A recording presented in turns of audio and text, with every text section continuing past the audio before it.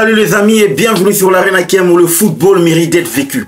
Victoire il y a eu, mais une victoire avec deux visages. On va bien discuter sur cette vidéo. Bien avant que je ne puisse développer, commence par t'abonner, liker et partager la chaîne. Car on est là pour faire les 10 000 abonnés. Donc je compte sur toi.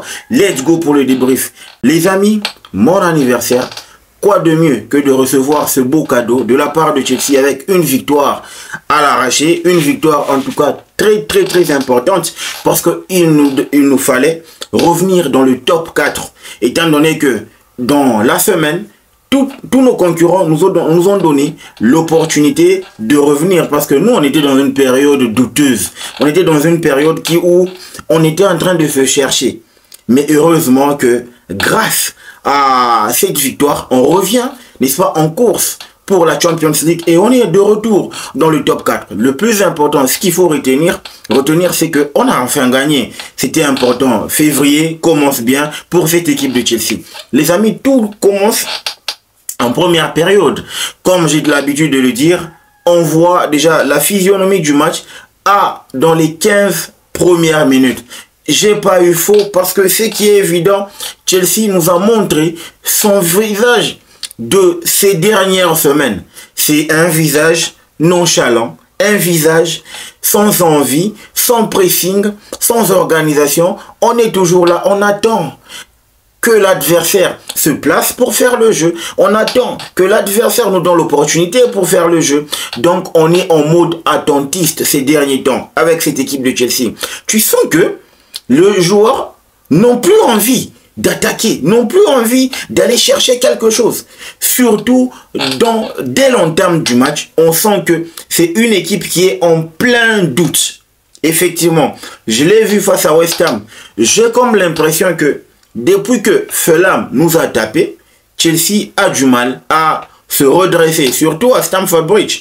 Déjà qu'on a mal négocié on a très mal négocié notre Boxing Day. Ça a des répercussions. Mais seulement que, en termes d'individualité, en termes de performance collective, j'ai eu l'impression de voir un Chelsea en mode admirateur. Voilà. Admirateur comment? On est en train de contempler le visage de l'adversaire au lieu d'aller le presser, au lieu d'aller l'attaquer, au lieu d'aller faire mal.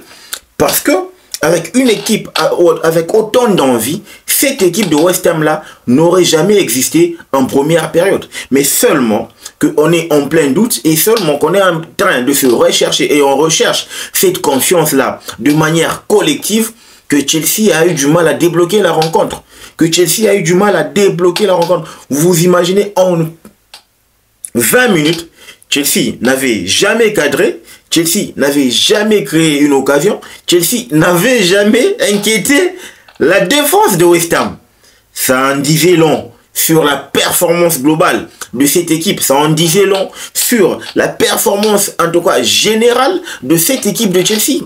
Moi, en tout cas, je me suis dit, sérieusement, sur cette première période, en tout cas, on ne se régale pas. On ne se régale pas jusqu'à voir, en tout cas, en termes d'erreurs individuelles, jusqu'à voir Liva Colville donner une très bonne passe à Jarrod Bowen, qui revenait d'ailleurs des blessures. Et automatiquement, il revient en pleine confiance. C'est là que je me suis dit, en regardant en tout cas ces performances individuelles, je me suis rendu compte que Jackson a joué avec des pépins physiques jusqu'à se blesser et a cédé sa place.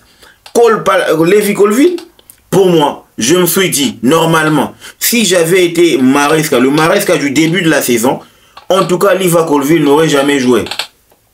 Parce que, quand tu regardes le changement tactique apporté par Enzo Maresca, normalement, Trevoh Chalobah aurait dû être associé à Tosin Adarabioyo. Parce que je signale que lors de la victoire face à Wolverhampton, voilà, Wolverhampton, Trevoh Chalobah avait en tout cas très bien presté aux côtés de Tosin Adarabioyo. Et vous savez que c'est deux comportements différents. À partir du moment où on a Trevoh qui sait que Tosin n'aime pas faire des montées et il adore assurer la sécurité de la défense. Moi, je peux je peux, n'est-ce pas, apporter ce surnombre-là. Je peux apporter de ma touche technique pour, en tout cas, permettre à ce qu'il y ait un équilibre dans cette défense. Chose que, ces derniers temps, Liva Colville n'amène pas ou n'apporte pas. Parce que, sur la passe en retrait qu'il fait à Jorgensen, normalement, on ne fait pas ça.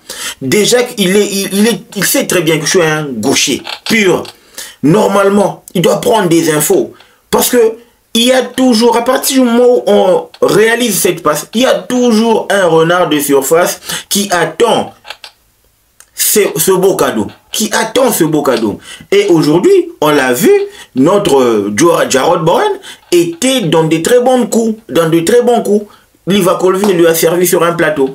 Ça a fait mal, les amis. 1-0, on est mené. C'est là qu'il fallait attendre, n'est-ce pas? La deuxième période, il fallait attendre la deuxième période pour voir un vrai visage. Sancho, c'est devenu sérieusement un gars, moi je trouve qu'il commence à être un tout petit peu agaçant. Il tire, oui, mais pas régulièrement. Il faut tirer quand il s'agit de tirer, mais pas... Il ne doit pas être que dans l'optique de faire des passes, non. Il doit tirer et faire mal à l'adversaire. Je trouve qu'il commence à être trop brouillon. Mais je pense seulement que c'est en manque de concurrence. Quand il y avait Mikhailo Mudryk, je pense qu'on avait la meilleure version de Jadon Sancho. Mais là, on a quand même une version trop brouillon de ses performances, de son abnégation, de son rendement sur terrain. Madueke égal à lui-même. Il se crée des occasions, mais en même temps, il défend mal, en même temps, il est nonchalant. Ça, c'est Madueke. On ne va pas changer son comportement. Il nous prend que des mêmes comportements, que des mêmes performances. Que dire de plus? Parce que là, on va rentrer enfin. On a tellement critiqué qu'on va entrer d'abord, avant qu'on puisse rentrer dans des moments clés, on va se rendre compte que Maresca, il a fait effectuer des changements parce qu'il a compris que cette fois-là, on avait besoin de la sérénité. Il procède à 2 remplacements. Tosin pour Trevoh Chalobah, Jorgensen pour Robert Sanchez. Est-ce que Jorgensen a réalisé une performance qui va définitivement mettre Robert Sanchez sur le banc? Non. Il n'a pas été, en tout cas, rassurant non plus. Mais est-ce qu'il a gagné quelques points pour pouvoir être aligné comme... pour pouvoir gagner sa deuxième place de titularisation? Ou sa deuxième occasion d'être titularisé? Oui, il a gagné des points. Parce que oui, il a été dans des très bons coups. Il a assuré quand même, par rapport à ce qu'on pouvait attendre, n'est-ce pas, d'un gardien qui nous apporte un peu de sérénité, même s'il n'y a pas eu trop d'erreurs, comparativement à son compatriote Robert Sanchez. Il doit apprendre il doit se bonifier match après match. Mais Maresca a tellement, pour moi, Liva Colville, c'est le gars qu'on devait sacrifier au vu de la performance réalisée face à Manchester City, parce qu'il était calamiteux. C'était une catastrophe allant de la bouffée du début du match jusqu'à la fin. Mais étant donné que Maresca adore tellement sa patte gauche, adore sa qualité de passe, il a sacrifié Trevoh Chalobah qui était en état de grâce avec ses bonnes performances. Voilà, je sais pas, Maresca n'aime pas Trevoh Chalobah. Ça, c'est une évidence. Maresca n'aime pas Trevoh Chalobah. Et il n'a jamais été pour son retour. C'est justement on dit, faute de mieux, il a jugé bon de faire appel à lui. Sinon, si se comportait bien, Trevoh Chalobah n'aurait jamais dû revenir. Il aurait été laissé, n'est-ce pas, à Crystal Palace. Pourquoi pas effectuer une transaction? Mais c'était en cas de force majeure qu'on a vu Trevoh Chalobah. C'est là que moi je remets en cause le leadership de Enzo Maresca. C'est un autre débat, les amis. Le point marquant, c'est la deuxième période qui nous permet de voir la montée de Joao Pedro, qui revient en état de grâce. Il apporte quand même sa vivacité, même si lui aussi, c'est aussi brouillon. Mais il rentre pour marquer, il nous donne quand même cette assurance de pouvoir compter sur une bonne relance.